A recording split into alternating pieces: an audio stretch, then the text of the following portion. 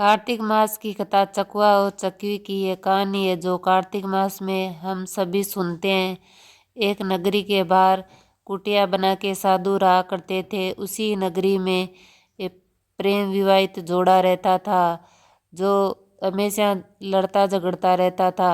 पति पत्नी दोनों में झगड़ा रहता था तो वह बोलते हैं कि चलो साधु महात्मा के पास चलते हैं और हम उनसे ही कोई निदान पूछते हैं। तब वह पति पत्नी दोनों साधु महात्मा के पास जाते हैं तो साधु महात्मा चकवा और चकवी की कहानी सुनाते हैं कि एक पेड़ पे चकवा और चकवी बड़े प्रेम से रहा करते थे और उसी पेड़ पे एक कौवा रहा करता था।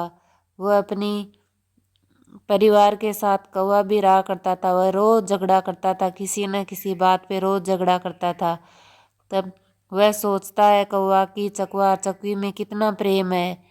तो बोलता है कि मेरे घर में झगड़ा होता है तो चकवा चकवी के घर में भी झगड़ा होना चाहिए।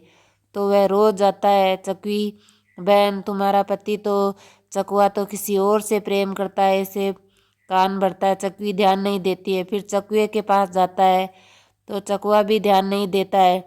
फिर वह कौवा अपनी पत्नी को बोलता है कि तुम चाहती हो कि हम दोनों में प्रेम रहे, हम हंसी खुशी से रहे, तो तुम जाओ और चकवा चकवी में झगड़ा कराओ।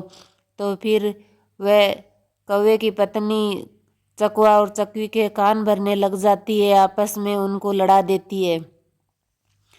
फिर साधु महात्मा कहते हैं कि चकवा और चकवी आपस में लड़के रूठ जाते। चकवा चकवी में भी झगड़ा हो जाता है। ये देख के कौवा बड़ा प्रसन्न होता है कि हमारे घर में झगड़े होते हैं।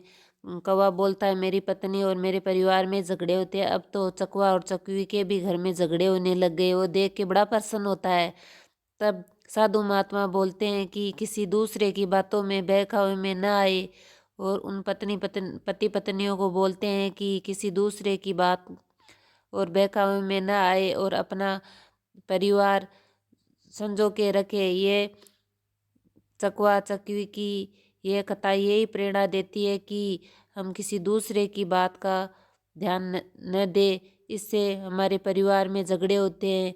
और पति पत्नी साधु महात्मा से आशीर्वाद लेके अपने नगरी में लौट आते हैं और बड़े प्रेम से रहते हैं।